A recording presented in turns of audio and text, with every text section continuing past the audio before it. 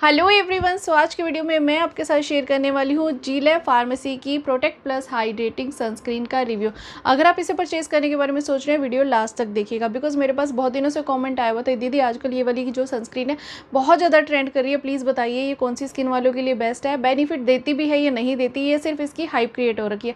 तो चलिए आज की वीडियो में मैं आपके साथ इसका नॉन स्पॉन्सर रिव्यू शेयर करूँगी और आपको बताऊँगी कि आपको इसे खरीदना चाहिए या नहीं। तो चलिए वीडियो को फटाफट से स्टार्ट करें। सबसे पहले हम बात करते हैं प्राइस एंड पैकेजिंग के बारे में। तो ये एक आउटर कार्डबोर्ड पैकेजिंग के साथ आती है। अगर बात करूँ इंटरनल पैकेजिंग की तो आपको नॉर्मल सी ट्यूब फॉर्म पैकेजिंग में आपको मिल जाती है। प्राइस की अगर बात करूँ तो बहुत ही रीजनेबल और अफोर्डेबल प्राइस है कि कोई भी इसे अफोर्ड कर सकता है, बजट फ्रेंडली है। बिकॉज 100 ग्राम की क्वांटिटी आपको मिलती है ओनली 90 या 100 रुपये के बीच में। वैसे अभी इसका प्राइस जो है 90 रुपये है, बाकी प्राइस अप एंड डाउन होते रहते हैं। और लेकिन इसका एक ड्रॉबैक ये है कि आपको ईजिली किसी भी कॉस्मेटिक स्टोर पर नहीं मिलेगी, किसी भी जनरल स्टोर पर नहीं मिलेगी, ये आपको जीलैब स्टोर पर मिलेगी या फिर ये आपको किसी ऑनलाइन प्लेटफॉर्म पे मिलेगी जो है मेडिकल शॉप पे मिलेगी, तो वहाँ से परचेज़ कर सकते हैं। बिकॉज ये फार्मासिस्ट के द्वारा सजेस्ट की जाती है, डॉक्टर्स के द्वारा सजेस्ट की जाती है, डर्मोलॉजिस्ट के द्वारा सजेस्ट की जाती है। तो ये एक तरह की मेडिकेटेड टाइप की क्रीम है। और अगर आपकी स्किन पर धूप में जाने के बाद बहुत ज़्यादा रेडनेस आ जाती है, बहुत ही ज़्यादा आपकी स्किन पर इचिंग होने लग जाती है, बर्निंग टाइप कुछ होने लग जाता है, तो ये क्रीम आपके लिए बेस्ट है। क्योंकि अगर आप धूप में बहुत ज़्यादा लंबे समय तक रहते हैं तो SPF 60 के साथ ही आती है और ये आपकी स्किन को लॉन्ग टाइम तक और बहुत ही अच्छे से सन प्रोटेक्शन देता है और सन की हार्मफुल रेज UVA और UVB से प्रोटेक्शन देता है। तो आप इसे अप्लाई कर सकते हैं। अगर बात करूँ अदर बेनिफिट्स की जो ब्रांड क्लेम करता है, ब्रांड का क्लेम करना है कि इसके अंदर कोई भी हार्मफुल टॉक्सिक 20 नहीं ऐड किए गए हैं, विटामिन E है, एलोवेरा है और भी यूजफुल इंग्रेडिएंट डाले गए हैं जो कि हमारी स्किन को ब्राइटन करने में हेल्प करते हैं, स्किन को सन टैन से प्रोटेक्शन करते हैं। साथ ही साथ हमारी स्किन पर किसी भी तरह का कोई वाइट कास्ट नहीं आती है क्योंकि ये क्रीम आती है ब्रॉड स्पेक्ट्रम के साथ।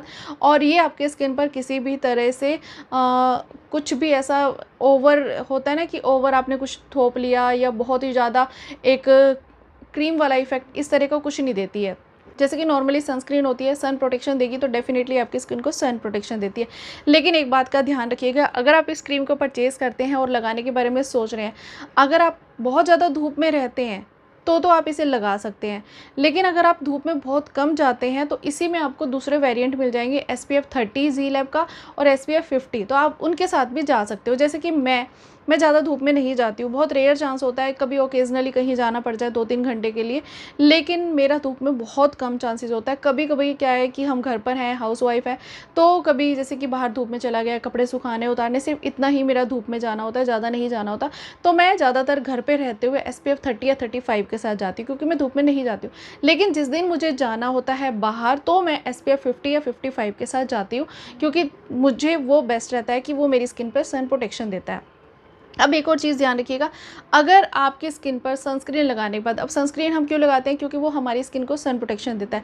इट मीन्स कि हमारी स्किन पर एक बारीक लेयर बना देता है जिससे कि सन की हार्मफुल रेज हमारी स्किन के अंदर ना आ जाए और हमारी स्किन पर टैन ना हो, किसी भी तरह की पिगमेंटेशन ना हो या फिर किसी भी तरह की डार्कनेस ना आए।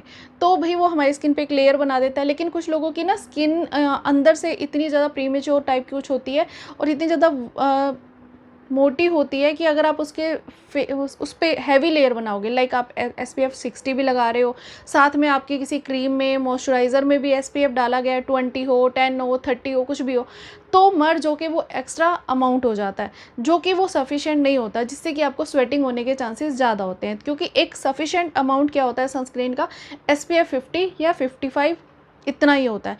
लेकिन अगर आपकी स्किन बहुत ज़्यादा एक नॉर्मल है, आप बहुत ज़्यादा धूप में रहते हो, 5-5, 6-6 घंटे रहते हो, yes, then you can go with SPF 60, तब आप जा सकते हो SPF 60 के साथ। तो वो आपकी स्किन को काफ़ी लॉन्ग टाइम तक हाइड्रेट भी रखेगी और आपकी स्किन को सन प्रोटेक्शन भी देगी। अब बात करते हैं इसके टेक्सचर की। देखिए इसका टेक्सचर काफ़ी लाइट वेट है, लेकिन अगर समर्स में आप इसे अप्लाई कर रहे हैं तो ऑयली स्किन को ये थोड़ा ग्रीसी कर सकती है। अगर आपकी स्किन ड्राई है तो डेफिनेटली आप इसके साथ जा सकते हो, आप इसे लगाओगे, ये आपकी स्किन को काफ़ी हद तक हाइड्रेट करके रखेगी और साथ में सन प्रोटेक्शन देगी। लेकिन अगर आपकी स्किन ऑयली है और समर्स में आप इसे इस्तेमाल कर रहे हो तो ये आपकी स्किन को स्वेटिंग भी दे सकती है और आपकी स्किन पर थोड़ा ऑयली भी कर सकती है, चिपचिपापन भी दे सकती है। तो समर्स में मैं इसे ऑयली स्किन के लिए हाईली रिकमेंड नहीं करती हूँ। अगर विंटर में आप इसे इस्तेमाल कर रहे हो तो oily skin, dry skin, combination skin सभी के लिए ये हाईली रिकमेंडेड है। और अगर आपके स्किन में सन एक्सपोजर में जाने के बाद, सनलाइट में जाने के बाद बहुत ज़्यादा रेडनेस, बहुत ज़्यादा इचिंग, आपने देखा होगा बहुत से लोगों का स्किन ना रेड हो जाता है बिल्कुल धूप में ज़्यादा देर रहने के बाद, या फिर उनकी स्किन पर इतना ज़्यादा खुजली होने लग जाती है, उनके लिए तो ये क्रीम बहुत ज़्यादा बेस्ट है। बिकॉज़ ये डॉक्टर्स के द्वारा भी सजेस्ट की जाती है, डर्मोलॉजिस्ट के द्वारा सजेस्ट की जाती है और ये बहुत ही अच्छी सनस्क्रीन है। सो अगर बात करूँ साइड इफ़ेक्ट्स की, तो बहुत ज़्यादा साइड इफ़ेक्ट्स नहीं है। साइड इफ़ेक्ट्स बस इतने ही हैं, अगर आपकी स्किन पर ऑयली है तो आप इसे समर्स में मत ही इस्तेमाल करो, और अगर आप इस्तेमाल कर रहे हो तो इसका मिनिमम अमाउंट यूज़ करो। लेकिन अगर आप विंटर में इस्तेमाल कर रहे हो तो आप इसे सब इस्तेमाल कर सकते हो। बात करूँ फ्रेगनेंस की, इसकी फ्रेगनेंस थोड़ी सी ना विको टर्मरिक क्रीम आपने कभी अप्लाई की होगी, लाइक उसी की तरह की आती है। कुछ लोगों को पसंद आ सकती है, कुछ लोगों को नहीं आ सकती। मुझे ओके ओके लगती है, क्यों लाइक एक ऐसा होता है क्योंकि एक फार्मेसी क्रीम है तो उसमें इस टाइप की फ्रेगनेंस होना नॉर्मल सी बात है। तो फ्रेगनेंस इसमें उसी तरह की आती है। अगर आपने कभी लाइफ में कभी विको टर्मरिक क्रीम कुछ लगाई हो तो उसी तरह की इसके अंदर से माइनर सी, मुझे तो ऐसी फील होती है, बाकी हर किसी का ओपिनियन फ्रेगनेंस के मामले में अलग होता है। अगर आपको नॉर्मल इस तरह की फ्रेगनेंस पसंद है तो डेफिनेटली आप इसे परचेज कर सकते हो। सो मेरी साइड से हाईली रिकमेंडेड है, बिकॉज ये बहुत ही अच्छी क्रीम है, बहुत ही अफोर्डेबल प्राइस में मिल जाती है, बहुत ही अच्छे से सन प्रोटेक्शन देती है। लेकिन सिर्फ इतना ही कहूँगी कि ऑयली स्किन के लिए जल्दी से स्किन में एब्जॉर्ब नहीं होती और दूसरा थोड़ा ऑयली ज़्यादा करती है। तो समर्स में ऑयली स्किन वाले अवॉइड करें, विंटर में सभी से यूज़ कर सकते हैं। अगर वीडियो इन्फॉर्मेटिव लगी तो वीडियो को लाइक करके चैनल को सब्सक्राइब करें। Thank you for watching, bye bye, take care.